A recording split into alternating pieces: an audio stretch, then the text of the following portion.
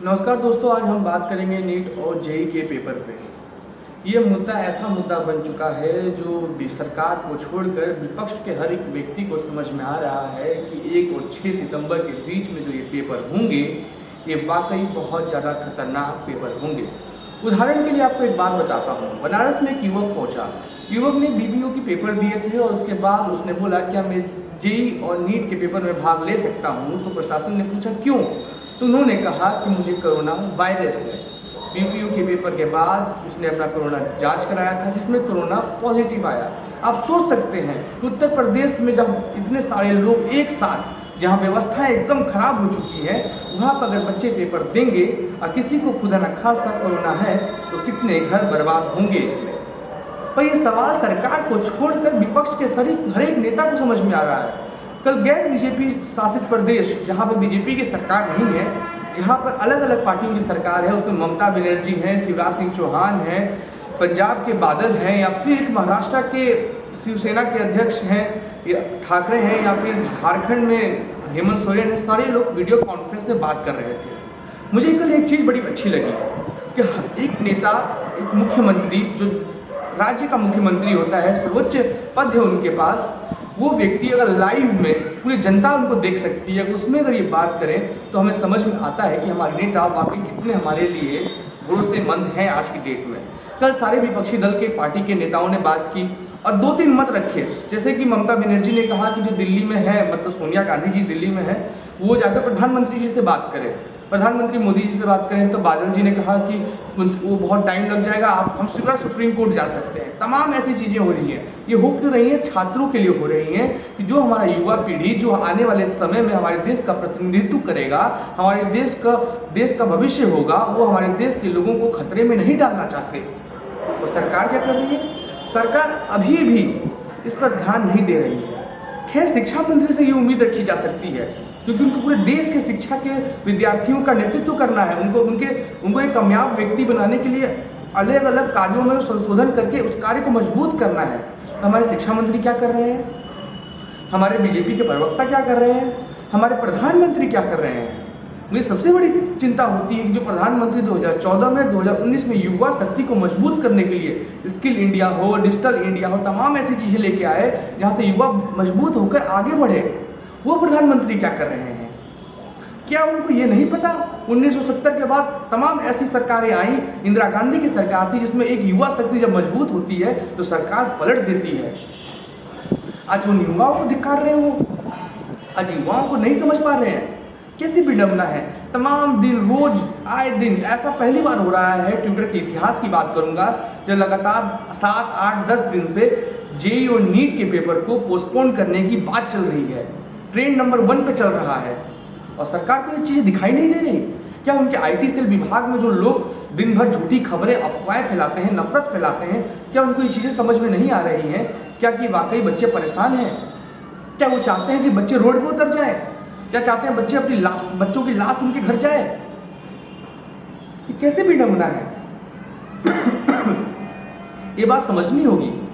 बोलते बोलते खांसी आ जाती है, पर इस सरकार को इस चीज़ से कोई फर्क नहीं पड़ता कि सरकार में क्या हो। और एक बुद्धिजीवी पत्रकार जो दिन भर अपने आप को एक देशभक्त पत्रकार कहना चाहता है, अपने आप को सर्वोच्च पत्रकार में मानता है, अमीश देवगन की बात करता हूँ, ऐसे तो बीएनडी के नाम से वो फेमस है। वो क्या कहते हैं कि 21 साल में सेना में जा सकता है पर वो नीट और जेईई के पेपर नहीं दे सकते। अबे भाई, गधे आदमी हो तुम, सबसे बड़े। सही बात है, उम्र बढ़ जाने से तजुर्बा नहीं आता है, दिमाग की शक्ति बढ़ नहीं जाती है। सही बात है। ये कैसी बात करता है ये आदमी? अरे कोरोना की बात कर रहे हैं, तुम जाओ ना हॉस्पिटल में कवर करो, क्यों नहीं करते हो?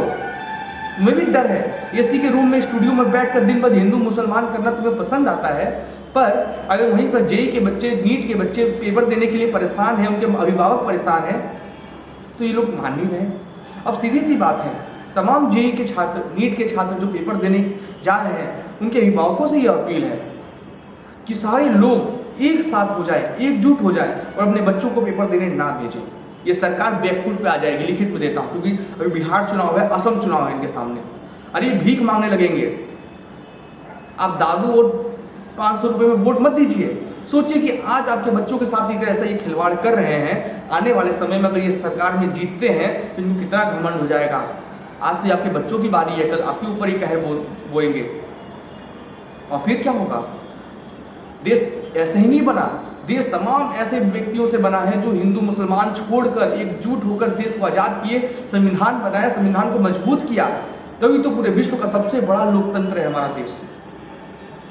लोग मिसाल देते हैं हमारे लोगों के नाम का, वो गांधी जी हो, सुभाष चंद्र बोस हो, विवेकानंद हो, विश्व में इनके नाम की मूर्तियां बनाई जाती हैं, इनके लोग किताब पढ़ते हैं। उस गांधी के देश में, उस स्वामी विवेकानंद के देश में आज उन बच्चों का भविष्य खतरे में है। और खतरे में क्यों है? क्योंकि सरकार अभी भी फोटो शूट करवा रही है। इनको पंछियों के साथ 200 से 400 mm के लेंस लगा के फोटो खींचने का तजुर्बा भले नहीं होगा, तो जो फोटोग्राफर है वो देखकर हंसते हैं, ये कैसा नादान आदमी है, ये प्रधानमंत्री की कुर्सी पर बैठा हुआ एक ऐसा नादान आदमी है जिसको 400 mm का लेंस के बारे में नहीं पता और फोटो शूट करवा रहे होते हैं। अरे साहब, लालटेन के नीचे पढ़ने वाला बच्चा जेईई और नेट क्लियर करता है, फर्जी डिग्री लेके प्रधानमंत्री नहीं बनता। आज उन बच्चों को जो आगे जाकर आपके ही सरकार को मजबूत करेंगे, तमाम ऐसी चीजें बताएंगे जिससे आपका वर्चस्व हो, क्योंकि क्रेडिट उनको नहीं मिलेगा, आपको ही मिलेगा। आज उनके साथ आप क्या कर रहे हैं? आज उनके भविष्य के साथ आप खिलवाड़ कर रहे हैं। आपके पास कोरोना के अच्छे अस्पताल नहीं है। बनारस की बात करूँ, आप प्रधानमंत्री संसदीय क्षेत्र है, वहाँ लोग रोज ऐसी सब समस्याएं सामने आ रही हैं, जब मुख्यमंत्री तक को लोग फोन करके बता रहे हैं कि हाँ, प्राइवेट हॉस्पिटल अपनी मनमानी कर रहे हैं, लगातार पैसे मांग रहे हैं। क्या बोलते हैं, सरकारी अस्पताल की हालत इतनी बर्बाद है कि बीएचयू में कोरोना के मरीज नाले में मिलते हैं, बताइए, मरे हुए। उस उत्तर प्रदेश में जहाँ कोरोना का बम फूट रहा है लगातार, सुप्रीम कोर्ट बोल चुकी है, कल की इलाहाबाद हाईकोर्ट बोल चुका है, क्षमा चाहता हूँ, इलाहाबाद हाईकोर्ट बोल चुका है कि उत्तर प्रदेश में लॉकडाउन लगाने की जरूरत है। वहां का सूबे का मुख्यमंत्री यहां तक नहीं बोलता कि जेईई और नीट के बच्चे पेपर कैसे देंगे। तुम्हारे लिए ये सब चीजें मायने नहीं रखती, उनके लिए चीजें मायने रखेंगे भी नहीं कभी। उनको सिर्फ विधायक खरीदने हैं, पार्टी में कार्यकर्ता कितने एकजुट हो जाए, हिंदू मुस्लिम डिबेट चलती रहे टीवी पे, और क्या चाहिए इनको? और कुछ नहीं चाहिए इनको।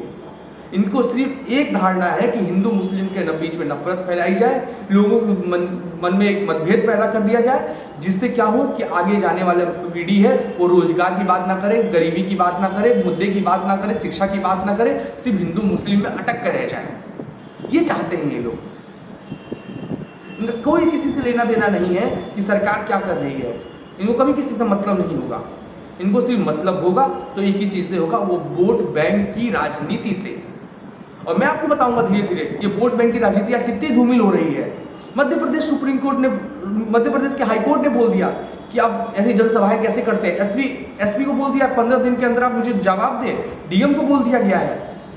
और यहाँ पे जब हर जगह कोरोना का कहर है और उसमें भी ये सरकार ऐसी नीच हरकत कर रही है, ये सोचने का विषय है कि आज भी अगर सवाल उठाओ किसी एक व्यक्ति पर जो हिंदू मुस्लिम का फेसबुक पर पोस्ट करता है, उस पर कमेंट कर दो, तो कांग्रेस का एजेंट या वकील बोलता है हम लोग को। अरे अगर सरकार कांग्रेस की होती और कांग्रेस गलत कर रही होती ना, तो यही दिलेरी से, यही जज्बे से, यही हिम्मत से हम सवाल उठाते।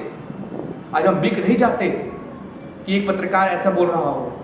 खैर, सोचने की बात आपकी है और आपसे हम बार बार अपील कर रहे हैं कि ये स्वतंत्र पोर्टल है और स्वतंत्र चीज़ें हम बोलते हैं, आप लोग की बात रखते हैं, तो आप लोग चैनल को सब्सक्राइब करिए, शेयर करिए और लाइक करिए। बाकी तो आप लोग का सपोर्ट हमें धीरे धीरे मिल रहा है और उम्मीद करते हैं कि और मिलेगा। धन्यवाद।